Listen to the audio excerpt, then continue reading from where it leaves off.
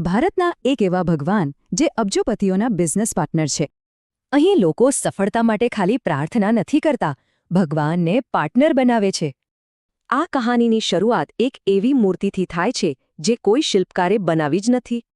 સદીઓ પહેલાં હુમલાખોરોથી બચાવવા માટે આ મૂર્તિઓને જમીનમાં છુપાવી દેવાઈ હતી. અને પછી સેંકડો વર્ષો સુધી એ જગ્યાનું રહસ્ય ધરતીમાં જ દટાયેલું રહ્યું. પણ પછી 1840માં એક ચમત્કાર થયો. એક જ રાત્રે 3 અલગ અલગ લોકોને એક જ સ્વપ્ન આવ્યું. મૂર્તિઓ ક્યાં છે એનું. અને એમને નામ મળ્યું સાંવરિયા શેઠ, એટલે કે દૈવી બિઝનેસમેન. અહીં બિઝનેસ માલિકો ભગવાનને પોતાના ધંધામાં પાર્ટનરશિપ ઓફર કરે છે. એટલે કે ખાલી આશીર્વાદ નહીં, પ્રોફિટમાં પણ ભાગીદારી. અને આ પાર્ટનરશિપનું પરિણામ? મંદિરમાં દર મહિને કરોડોનું દાન આવે છે.